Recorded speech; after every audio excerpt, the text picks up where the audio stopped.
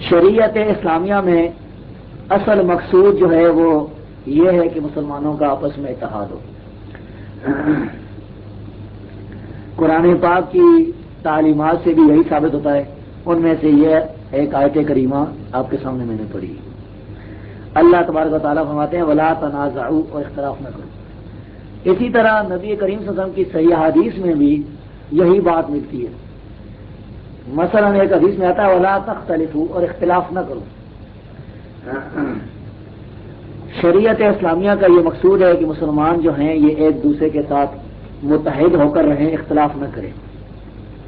یہ جو ایک حدیث لوگوں میں مشہور ہے کہ اختلاف امتی رحمہ، کہ نبی صلی اللہ علیہ وسلم نے فرمایا میری امت کا اختلاف رحمت ہے، یہ حدیث موضوع اور من غلط ہے، اس کی کوئی اصل نہیں ہے.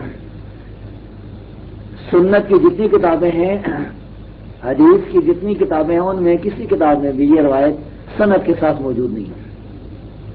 اب جب شریعت کا یہ مقصود ہے کہ مسلمان ایک دوسرے کے ساتھ متحد رہیں، اتفاق اور اختلاف نہ ہو، اختلاف کو اللہ کے رسول ناپسند کرتے تھے، تو اس کی بنیاد کیا ہونی چاہیے؟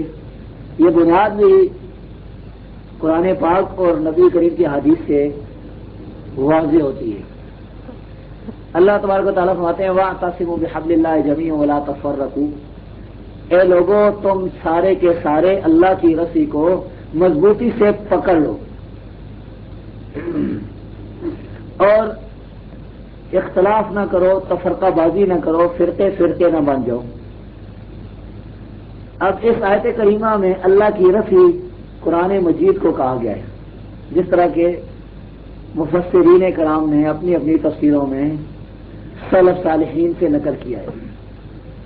قرآن اللہ کی رسی ہے، اور قرآن میں اللہ تبارک و تعالیٰ فرماتے ہیں کہ میرے رسول کی اطاعت کرو، اللہ کی اطاعت کرو اور اس کے رسول کی اطاعت کرو. تو اللہ کے رسول کی حدیث جو ہیں یہ بھی حبل اللہ میں شامل ہے، اس لیے کہ قرآن کی اطاعت قرآن پر عمل کرنے کے ذریعے ہوگی نا. تو قرآن پر عمل کرنے کے لیے ضروری ہے کہ آدمی جو ہے اللہ کے رسول کی اطاعت کرے، اللہ کے رسول کے احکامات پر عمل کرے. تو میری تحقیق میں جو کچھ میں سمجھاؤں کتاب و سنت سے وہ یہ کہ ایک تو مسلمانوں میں اطاعت ہونا چاہیے، اور دوسرا یہ کہ اس اطاعت کی بنیاد صرف اور صرف کتاب و سنت ہے، قرآن اور حدیث، اللہ کی کتاب اور نبی کی سنت. ان دونوں چیزوں کو، قرآن اور حدیث کو اگر مضبوطی سے پکڑا جائے، اپنے اوپر نافذ کیا جائے، اس کو دنیا میں سربلند کرنے کی کوشش کی جائے، تو اس بنیاد پر ایک دوسرے سے اتحاد ہو سکتا ہے. کتاب و سنت سے یہ ثابت ہے کہ توحید جو ہے یہ اسلام کا بنیادی رکن ہے، اور شرک کرنے والا جو ہے وہ اس کی مغفرت نہیں ہوگی. تو یہ بھی یاد رکھیے کہ اتحاد کے لیے عقیدہ کی صحیح ہونا، صحیح العقیدہ ہونا یہ بھی ضروری ہے. اگر کوئی آدمی شرک کرتا ہے، بدعات میں پھنسا ہوا ہے، اور ہم اس کے ساتھ اس کے شرک میں معاذ اللہ شریک ہوں یا اس کے بدعات میں، تو یہ بالکل گمراہی والا راستہ ہے. اس طریقے سے اطاعت نہیں ہوگا. اطاعت کے لیے یہ ضروری ہے کہ مسلمان جو ہیں وہ توحید والا راستہ اختیار کریں، نبیوں والا راستہ اختیار کریں، قرآن و سنت سے جو بھی رہنمائی ملتی ہے اس کو اپنی زندگی پر نافذ کریں. اس سلسلے میں کسی سے ڈرے نہیں، چاہے وہ اس پر کوئی خوش ہوتا ہے یا ناراض ہوتا ہے. اگر یہ راستہ اختیار کریں گے توحید والا اور شرک سے برات والا، بدعات سے نفرت والا، تب تو اتحاد ہو سکتا ہے.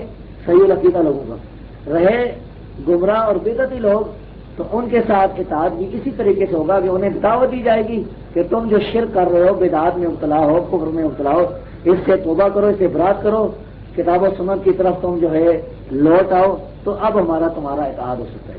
تو یہ قرآن پاک کی جو آیت ہے وَاعْتَصِمُوا بِحَبْلِ اللَّهِ جَمِيعًا وَلَا تَفَرَّقُوا، اس سلسلے میں وہ نص صریح ہے کہ اللہ کی رسی کو یعنی قرآن و سنت کو مضبوطی سے پکڑا جائے، اور ان کو چھوڑ کر جو ہے دوسرے راستے اختیار نہیں کیے جائیں گے.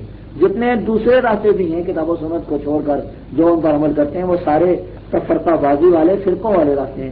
تو ان تمام راستوں سے بچ کر صرف کتاب و سنت کے راستے پر، اور وہ بھی سلف صالحین کی جو تشریحات ہیں، تعبیرات ہیں، ان کی روشنی میں، جو صحابہ نے، تابعین نے، تبع تابعین نے کتاب و سنت کی جو تشریح اور تعبیر بیان کی ہے، اس کی روشنی میں جو ہے اگر عمل کیا جائے گا اور دوسروں کو دعوت دی جائے گی تو اطاعت ہوگا. اگر اس کی مخالفت ہوگی تو پھر کوئی اطاعت نہیں ہے کسی کے ساتھ. اس لیے کہ شرک میں بدعت میں کسی کے ساتھ جو ہے تعاون کرنا یہ بالکل قطعاً جائز نہیں ہے.